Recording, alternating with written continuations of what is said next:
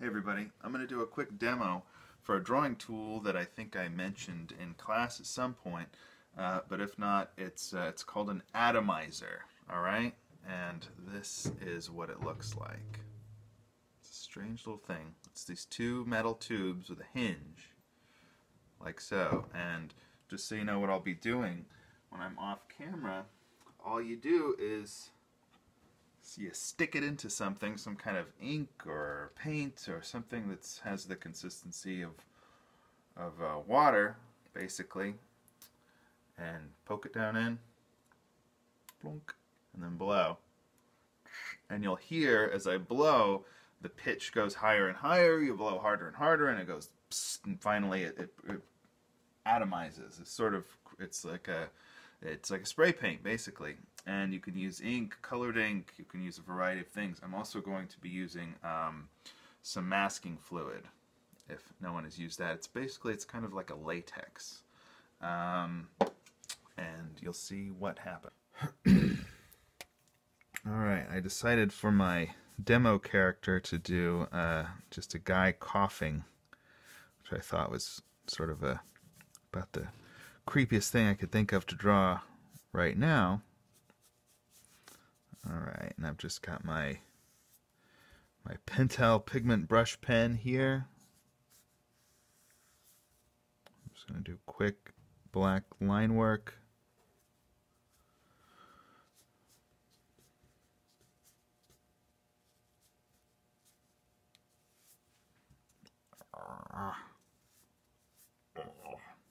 Sound effects, always helpful.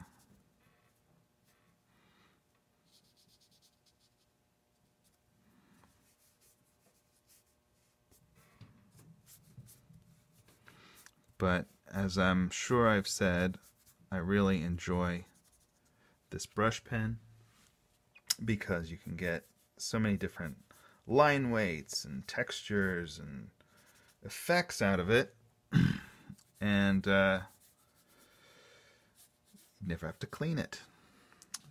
And they can get a little raggedy after a few months of heavy use, but they're not that expensive to replace. And they can be kind of nice when they're raggedy. This is a pretty old one. Actually, I've used this one so long, look, the label's worn off completely. But I still like it.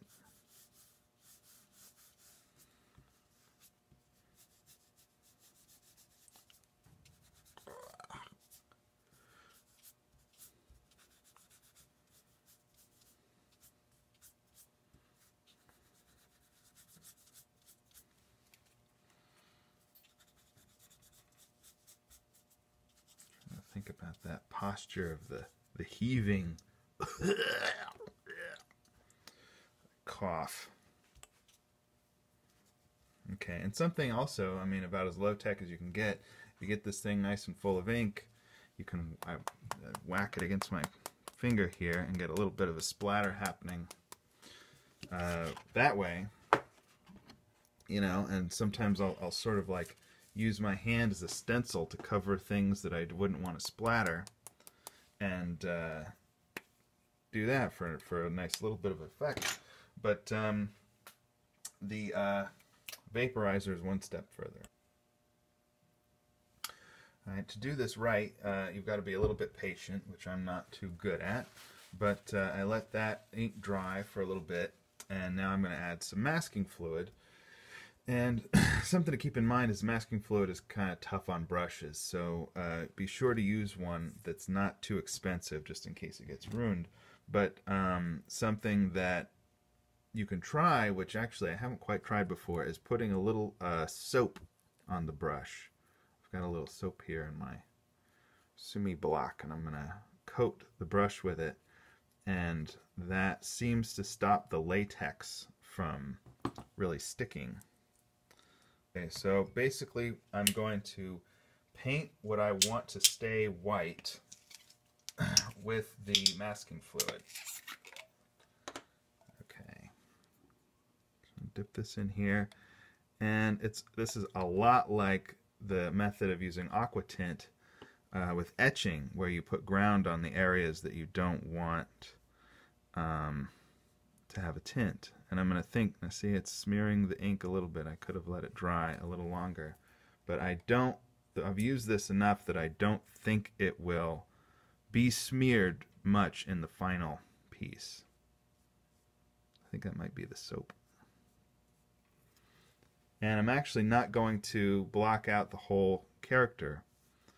I'm just going to block out the highlights on the character.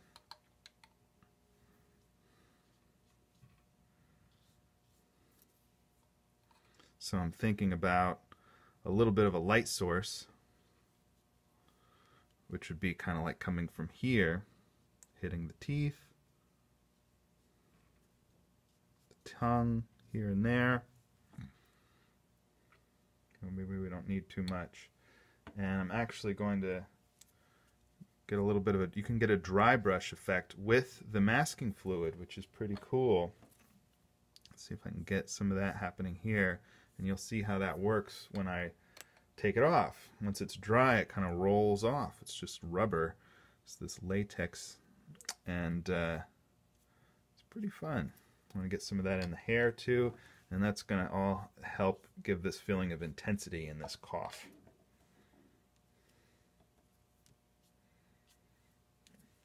Something kind of fun too, you can splatter, do the same effect. I'm going to splatter this a little bit, and of course that'll create white dots later on, but I feel like cough is pretty safe. The more dots the better. Alright, I let the masking fluid dry for a bit. Hopefully it's dry enough, and I washed my brush out immediately, and I decided I didn't want pure black, so I mixed just a little bit of water and ink here, and I'm going to take my vaporizer, pop it in there, and you'll hear me spraying this guy. Alright. I'm going to tilt it a little bit.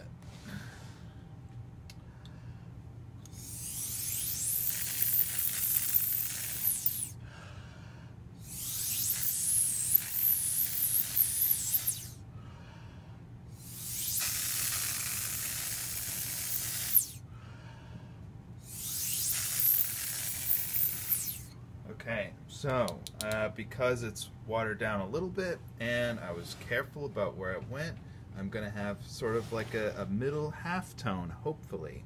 And when I pull those highlights out, we'll be able to see the character even more clearly. It's kind of fun too to do a dry brush effect with the masking fluid for highlights, which maybe I'll do a little bit over this guy too when it's dry. I decided, looking at this, that with the gray wash spray, it looks a little anemic. It looks a little too light. I think I should have been gutsier and just gone with the ink. So I'm going to do some pure ink sprayed on top of it. All right.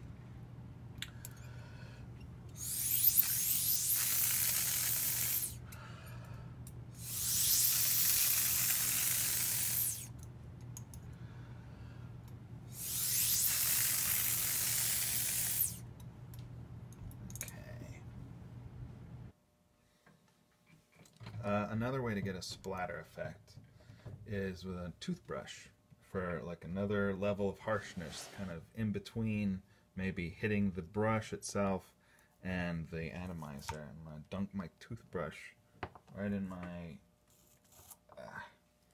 jar of ink. I'm gonna, look at that.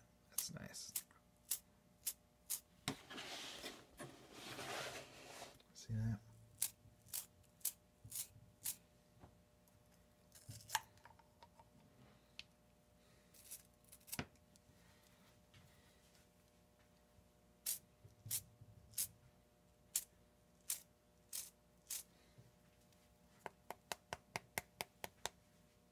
Boy. See, this is what your hand should look like if you've been doing something good with your time. Alright, at this point you want to wash your hands so that you can pull off the masking fluid, and it's a good idea to wait as long as possible for everything to be dry, which is very hard to do because at this point I get really anxious to pull it off. But what you do is you just really gently just kind of roll this rubber, the masking fluid off of the piece. And you want to do it really gently because it can rip the paper if it's adhered to it too much.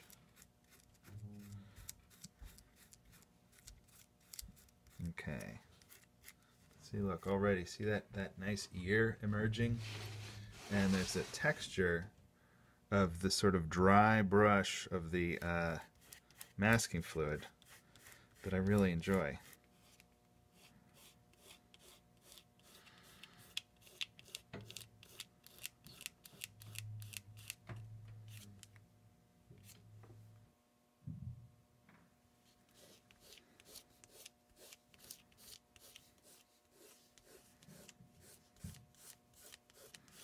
Now again, it's so easy to smudge the paper or rip the paper, but you just want to be really gentle pulling this up. But look at that nice dry brush. Remember when I went like that? And the splatter from the masking fluid, look at that. I can just pull up those dots and they just really pop against that black, right? The rest of his face. And again, it's easy to get a little excited and go a little too quickly, but you want to be careful.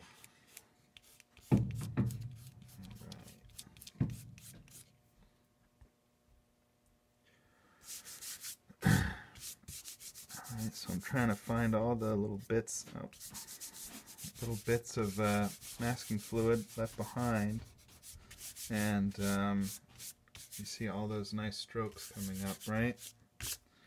Now, probably could have used a little more. I grabbed kind of a large brush, and I'm thinking, oh, it would have been nice to have a little bit of white in there. But, you know, why not add that now? I've got this China marker pencil,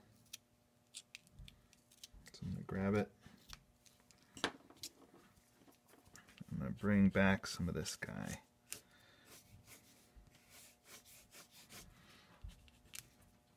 You can see the other side of his mouth here, see kind of where the tongue comes in. Texture on the tongue.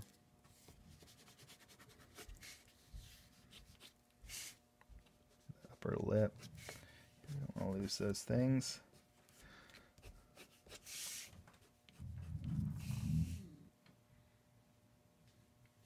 I'm actually using the toothbrush. Now I'm painting with it to kind of pull make that white a little less extreme here on the side. Why not?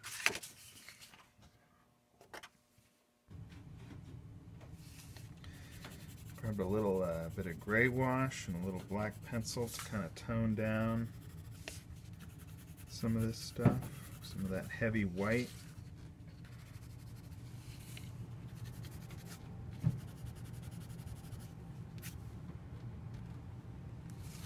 And then grab some white acrylic to pull some white back out if I want to.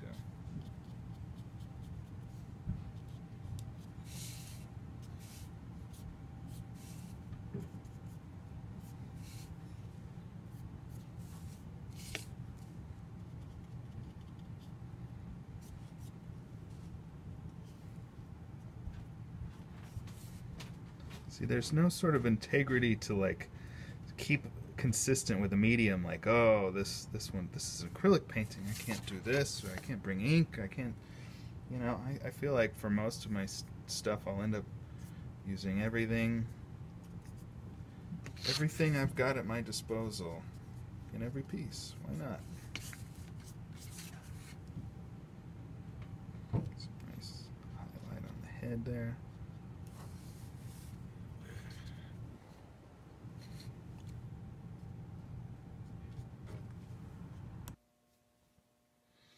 Alright, I'm going to call this guy done.